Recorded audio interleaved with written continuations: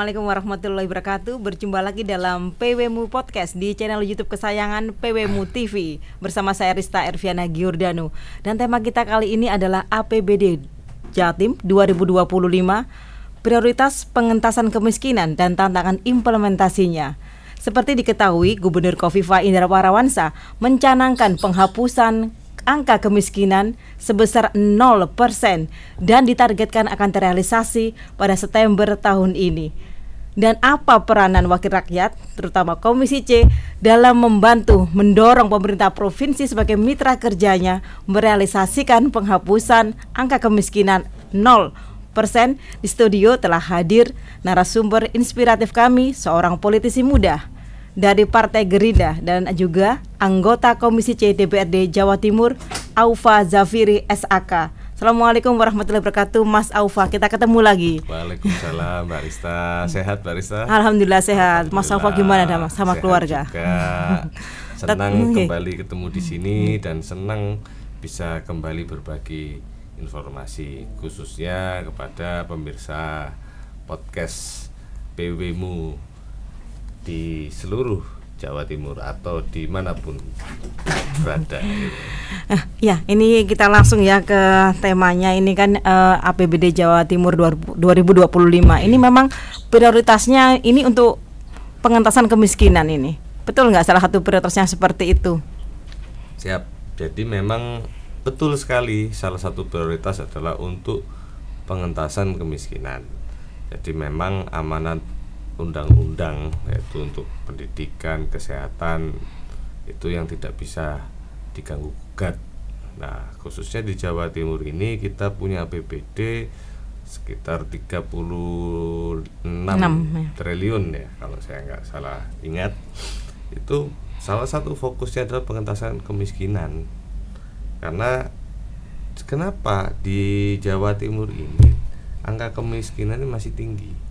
Masih mungkin sekitaran hampir 2 digit atau bahkan 10%-an gitu, berdasarkan data BPS.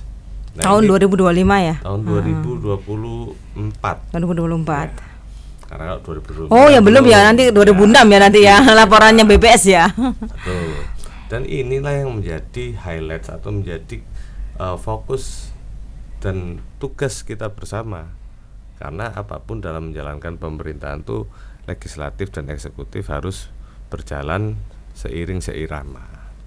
Gitu ya. Itu Mbak Rista. Ya, tidak mudah loh untuk pengentasan kemiskinan ini ya. Sangat tidak mudah ya gitu.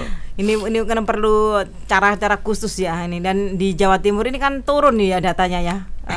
Kemiskinan ini, dan Gubernur Khofifah Indar Parawansa ini pada September ini dia mencanangkan bahwa angka kemiskinan turun secara ekstrim ya, dari 0% itu ya. Itu, dan beliaunya mentargetkan itu terrealisasi September tahun ini juga. Ini apa sih peranan Komisi C sebagai mitra Pemprov Jawa Timur untuk mendorong merealisasikan cita-cita kita mulia dari Gubernur Jawa Timur? Jadi begini, ketika berbicara peranan itu seorang anggota dewan khususnya itu tidak hanya terbatas pada komisi. Kalau kita kembalikan sesuai tupoksi, Komisi C ini peranannya adalah komisi yang membidangi keuangan. Tugasnya apa? Mencari pendapatan asli daerah yang sebanyak-banyaknya. Nah, kalau berbicara tentang tupoksi, nah komisi-komisi lain, komisi A, komisi B, komisi D, dan komisi E ini yang menggunakan pendapatan yang diperoleh oleh komisi C untuk bidang sesuai tupoksinya masing-masing. Jadi kenapa komisi C ini kemudian dinilai padahal kita yang cari duit gitu. Tetapi kemudian apa lantas kapabilitas seorang anggota dewan atau kewenangan seorang anggota dewan hanya terbatas pada komisinya? Tentunya tidak. Karena kita ada fraksi. Di situ fraksi kita habis-habisan menuangkan ide. Jadi sikap politik. Nah, salah satunya pengentasan kemiskinan ini harus begini. usul fraksi kami adalah seperti ini, biasanya seperti itu. Dan harus sinergi ya semua sinergi fraksi ya semua. yang ada di DPRD Jawa Timur itu ya. Betul. Begitu Walaupun ya. kadang beda pandangan, beda pendapat, ya tidak ada masalah. Tapi untuk kemiskinan ini, pengentasan kemiskinan ini bagaimana sikap dari fraksi-fraksi? Apakah mereka sepakat atau memang ada pandangan lain gitu? Kalau untuk pengentasan kemiskinan, semua fraksi ya sepakat, nggak ada masalah. Wong tujuan berpolitik, tujuan sistem pemerintahan kita itu, pemerintah ada tujuan tertingginya untuk mensejahterakan rakyat, untuk mensejahterakan masyarakat. Atau kalau masyarakat belum bisa dibilang sejahtera, yang penting jangan terlalu menderita. Nah itulah fungsinya pemerintahan itu. Dan semua fraksi, semua anggota ya sangat sepakat. Target Gubernur Jawa Timur Bu Khofifah sampai 0%, ya kita apresiasi, ya harus pasang target setinggi-tingginya. Ayo kita bantu, kita sama-sama. Kita para anggota dewan ini yang tahu wilayah masing-masing, yang tiap hari ketemu konstituen. Oh, tahu daerah sini ini treatmentnya harus begini, daerah situ beda lagi. Yang bisa dijelaskan treatmentnya kayak apa ya? Karena nggak semua tahu kan apa Betul. treatmentnya itu. Ya. Untuk dari Mas Aufar sendiri treatmentnya kayak apa? Nah, satu contoh misalkan di daerah saya itu, saya kan mewakili wilayah Malang Raya. Yang pertama, ketika bicara Kabupaten Malang atau di selatan, ini problemnya satu, akses. Jadi di situ sudah ada Sendang Biru misalkan nih, contoh nih.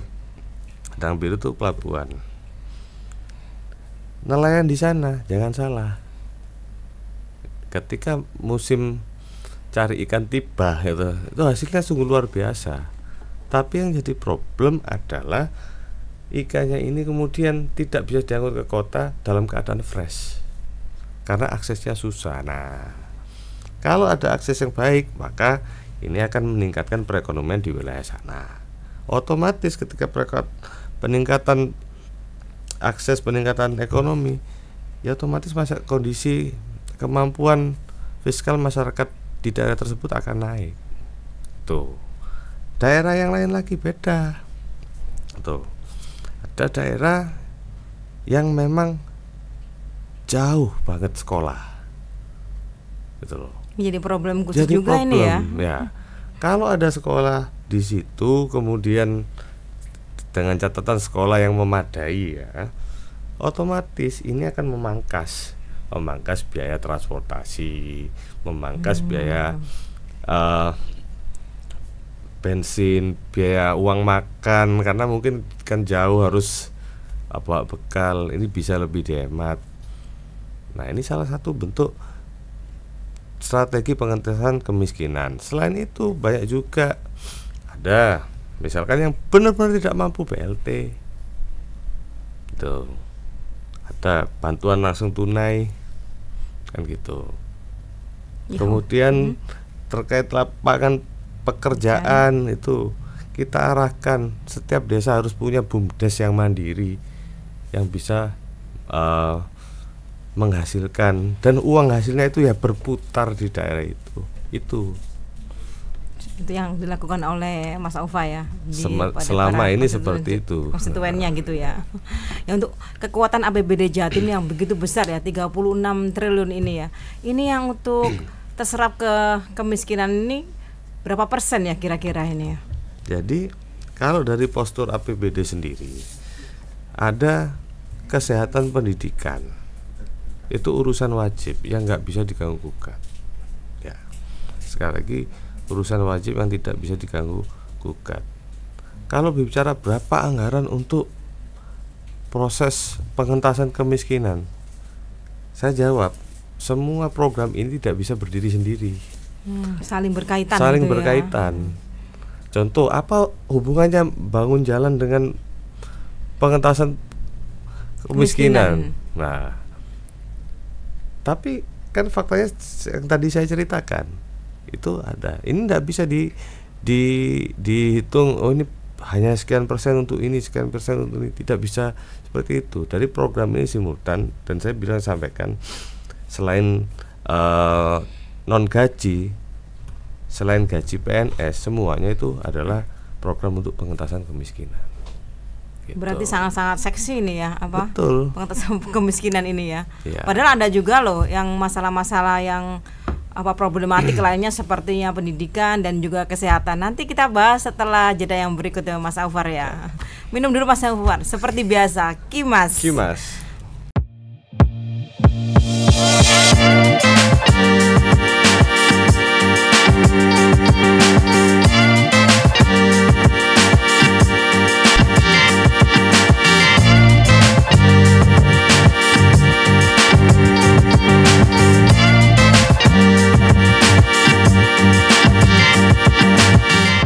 Anda masih bersama saya Rista Erviana Giordano di PWMU Podcast bersama narasumber inspiratif kami, anggota Komisi C DPRD Jawa Timur Aufa Zafiri SAK. Ya Mas Aufa, kita kembali ke tadi ya. Ini kan APBD Jawa Timur ini kan prioritasnya nggak hanya kemiskinan ya, tapi juga ada kesehatan, ada juga pendidikan ini. Ini bisa dijelaskan ini, ya. Mas Aufa. Jadi memang ketika kita melihat APBD itu paling gampang kan langsung dilihat angkanya. Oh berapa? Ya. Orang akan terpaku pada angka. Tapi di balik angka-angka itu kan ada maknanya. Gitu. Pengentasan kemiskinan ketika dilihat di APBD, loh kok enggak ada nih? Mana pengentasan kemiskinan? Biasanya kan seperti itu orang. Oh ini cuma ngasih, dianggarkan memberikan bantuan langsung tunai gitu. Nah, membaca APBD ini saya ingin memberikan informasi tidak bisa secara parsial, tapi harus secara keseluruhan, simultan ya. Karena program-program angka yang dianggarkan ini angka yang berkelanjutan, yang dimana menganggarkan itu juga ada acuannya. RPJMD 5 tahun, ada RPJPD gitu. Jadi ketika berbicara anggaran, sekali lagi ini pendidikan, kesehatan, terus pengentasan kemiskinan, dua tadi yang utama pendidikan dan kesehatan itu urusan wajib, tidak bisa ditolerir. Jadi pasti ada ya anggarannya ya. Pasti itu, dan itu sifatnya dana dari APBN turun ke APBD provinsi, sifatnya cuma transito. Transito. Penerimanya sudah ada semua. Dari APBN ke APBD. Betul. Kalau untuk dari APBD sendiri tidak menganggarkan berapa persen gitu. Jadi gini, Mbak. APBD ini saya bilang selain belanja pegawai ya atau gaji pegawai PNS rutin, hampir semuanya itu untuk program-program terangkum, salah satunya pengentasan kemiskinan. Di samping pendidikan saya pastikan gitu. Kenapa? Karena ini program ini simultan. Gitu. Dinas yang satu terkait dengan dinas yang lain. Contoh nih, pengentasan kemiskinan itu seperti apa sih gitu? Apakah pengentasan kemiskinan orang tidak bisa begini kemudian tiba-tiba bisa, kan tidak seperti itu. Jadi pemerintah ini hadir untuk membuat masyarakat sejahtera. Kalau masyarakat tidak bisa sejahtera atau belum bisa sejahtera, yang penting jangan menderita, ya kan? Yang terkategori miskin itu apa? Yang memang tidak punya penghasilan, yang memang tidak secara usia tidak produktif, yang memang tidak bisa makan. Nah itu kan masih banyak kan. Apakah di hari sekarang itu adakah yang seperti itu? Ya mungkin ada, banyak, tapi kan tidak lantas itu semua treatmentnya harus dikasih sesuatu yang langsung kan begitu. Ya, untuk realisasinya itu gimana di masyarakat untuk program pengentasan kemiskinan ini kan? Jadi, kita kan harus transparan ya Mas ya. Betul. Saya nggak apa-apa, saya senang ditanya begini. Transparan bagaimana realisasinya di masyarakat? Satu ya, untuk membuat anggaran ini 2 gate. ya, dan 2 gate pintunya, yaitu Musrembang. Jadi Musrembang di tingkatan mulai RT, RW, desa, kelurahan, kabupaten, kota, ke provinsi. Di situ Musrembang itu forum untuk berkumpul para masyarakat, para pemerintah setempat, memberikan usulan, oh ini butuh apa itu. Yang menyelenggarakan Musrembang eksekutif melalui apa ya? Melalui dinas-dinasnya, OPD-OPD-nya. Lalu pintu kedua ada yang namanya reses anggota DPRD. Solo Semiran anggota DPRD itu adalah momen menyerap aspirasi masyarakat. Nah, kadang contoh nih, saya bercerita ketika reses, Pak, tolong Pak, kami ini banyak pengangguran. Di sini ini biasanya cuma tanam salak, tanam tanaman, tani, tapi kemudian kalau sudah selesai ya selesai, jualnya pun murah. Gimana Pak? Tolong dicarikan solusi. Ya saya bilang, kalau solusi dari saya, sampean buat BUMDes di desa. BUMDesnya nanti usulkan, minta pengajuan ke pemerintah Provinsi Jawa Timur berupa peralatan untuk mengolah, memotong, bahkan sampai mengemas. Jadi yang tadinya hanya salak yang dijual murah, begitu diolah jadi keripik, ini jauh lebih mahal. Dan alhamdulillah ya jalan. Itu salah satu contoh sederhana.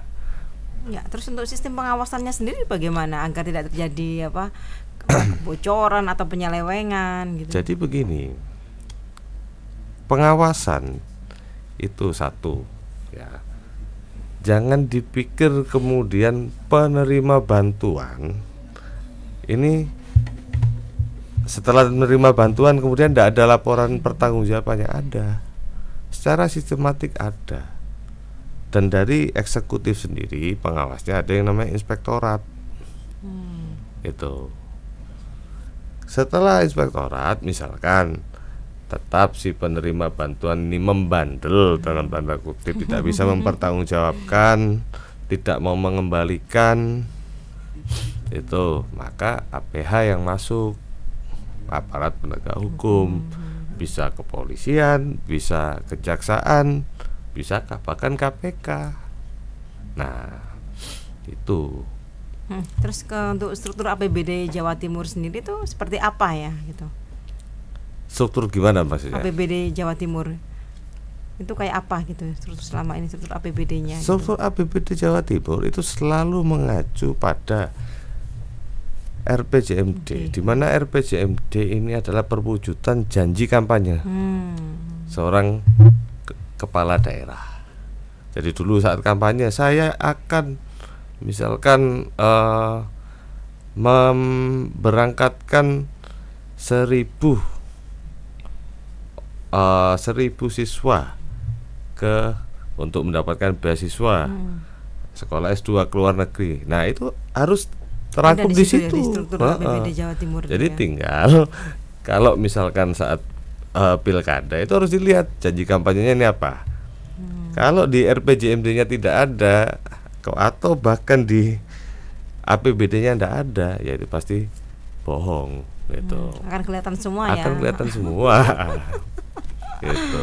Jadi memang itu ya harus transparan. Ketika di APBD itu harus ada dan realisasinya juga harus transparan ya. Betul. Dan jangan lupa kita ini juga punya pemerintah pusat, kebijakan provinsi ini juga harus sejalan dengan kebijakan pusat. Contoh, Presiden kita ini punya program prioritas hari ini. 1, makan bergizi gratis. Tuh, sekolah gratis.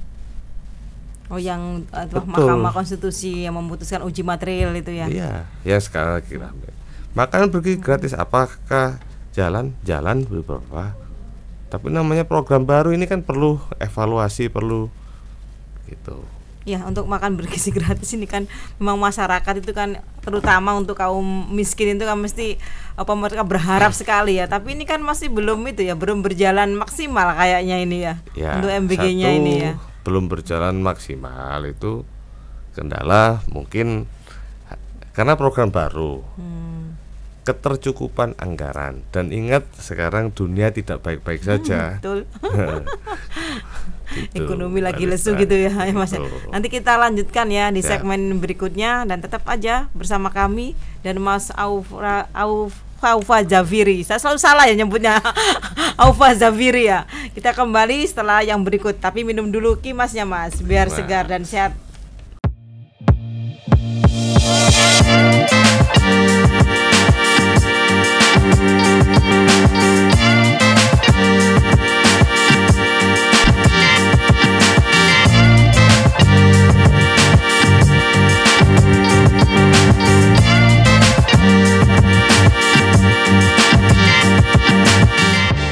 PWMU Podcast masih bersama Anda.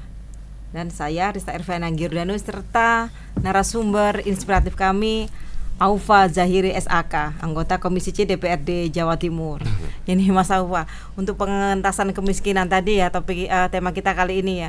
Itu pas ketika Jasmas itu menyerap aspirasi ke konstituennya Mas Aufa, itu berapa yang terserap untuk dana untuk anggaran kemiskinan itu? Apakah untuk sejauh ini ya? Ini kan udah bulan bulan kesekian ini itu berapa yang terserap ini?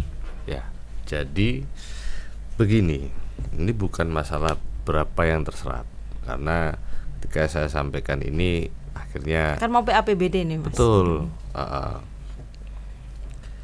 ada beberapa program-program yang kemudian memang butuh waktu, dan waktunya tidak sebentar. Contoh misalkan pembangunan infrastruktur. Pembangunan infrastruktur itu kan ya para ahli teknik sipil kan bisa tahu, Iya, bangun betul. jalan butuh waktu berapa lama. Nah, butuh ini segala macam. Ini kita, itulah yang menjadi problem gitu. Nah, kalau terkait dengan konstituen saya yang khususnya di wilayah Dapil, pertama saya prioritaskan petani. Gitu.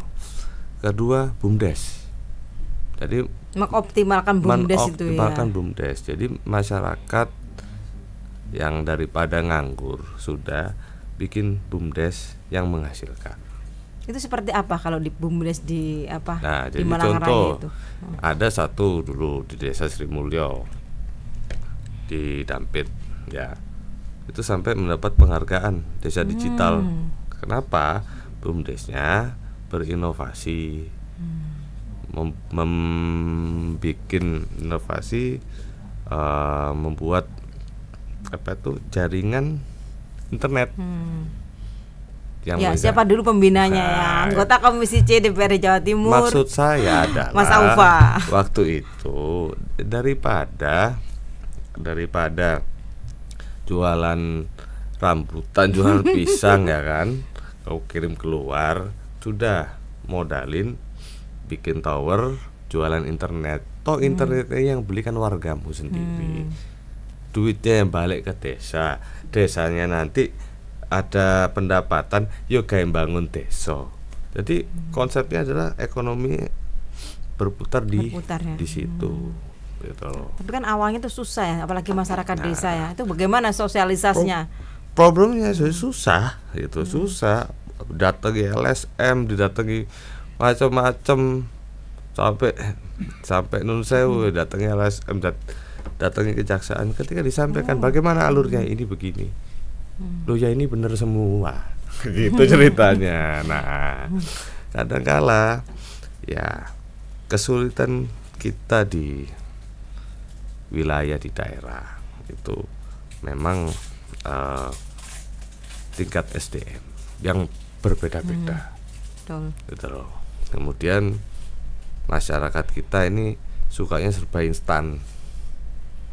Wes pokok sing ketok nyoto. Nah, ini keliru gitu loh. Susah loh menyadarkan Dan mereka kayak saya gitu. selama ini misalkan khususnya di Dapil ya, Mas saya ini tolong jalannya dibangunkan. Aduh, jalan itu nanti paling berapa lama rusak. Saya selalu menanamkan kalian bikin usaha bersama, sehingga kita modalin, ajukan ke pemerintah provinsi peralatan dan lain-lain yang mendukung usaha-usaha kalian. Jadi ibaratnya saya selalu memacu masyarakat, ayo jangan dibiasakan hanya meminta. Dipikir meminta sesuatu yang bermanfaat dan jangka panjang gitu. Terus pengawasannya melibatkan mereka sendiri juga, Mas? Jadi pengawasan itu begini, ketika ini kemudian program terlaksana, misalkan dikasih bantuan, jangan salah, itu kan harus ada laporan pertanggungjawaban, itu diawasi terus. Inspektorat datang dicek betul tidak, masyarakat sekitar loh, jangan salah, di masyarakat sekitar ini malah nun sewu ya, kadang-kadang kan kepo. Sangat kepo, Mas. Apa ya bahasa gini ya, kepo tuh kan pengen taunya tinggi itu. Pengen taunya tinggi loh, itu kok bisa itu dari mana? Nah, coba dicek ya.